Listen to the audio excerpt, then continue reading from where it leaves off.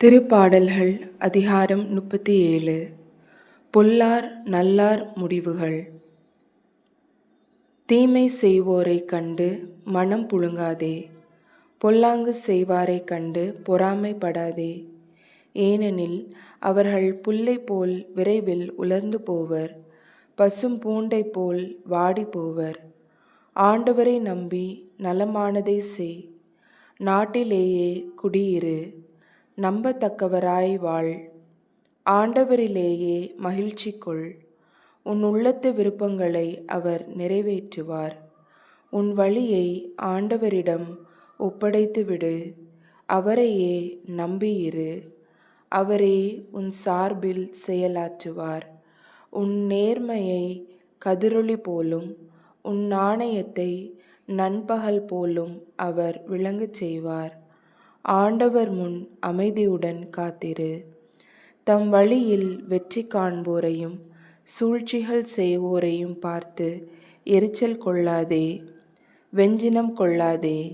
வெகுண்டெழுவதை விட்டுவிடு, எரிச்சலடையாதே, அதனால் தீமைத்தான் விளையும்.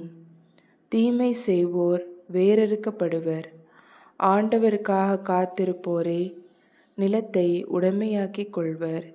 இன்னும் சிறிது காலம்தான், பிறகு பொல்லார் இரார். அவர்கள் இறந்த இடத்தில் நீ அவர்களை தேடினால் அவர்கள் அங்கே இரார். எளியோர் நிலத்தை உடைமையாக பெறுவர், அவர்கள் வளமிகு வாழ்க்கையில் இன்பம் காண்பர். பொல்லார் நேர்மையாளருக்கு தீங்கிழைக்க திட்டமிடுகின்றனர், அவர்களை பார்த்து பல்லை நெரிக்கின்றனர். என் தலைவர் அவர்களை பார்த்து எள்ளி நகைக்கின்றார். அவர்களது முடிவு காலம் நெருங்குவதை அவர் காண்கின்றார். எளியோரையும் வறியோரையும் வீழ்த்தவும் நேர்மையான வழியில் நடப்போரை கொல்லவும் பொல்லார் வாளை உருவுகின்றனர், வில்லை நாணேற்றுகின்றனர். ஆனால் அவர்கள் வாள் அவர்கள் நெஞ்சிலேயே பாயும், அவர்கள் வில்லும் முறிக்கப்படும்.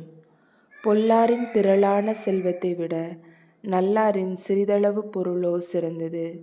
பொல்லாரின் தோள் வலிமை முறிக்கப்படும், ஆனால் நேர்மையாளரை ஆண்டவர் தாங்கிடுவார். சான்றோரின் வாழ்நாட்களை ஆண்டவர் அறிவார், அவர்கள் உரிமை சொத்து என்றும் நிலைத்திருக்கும்.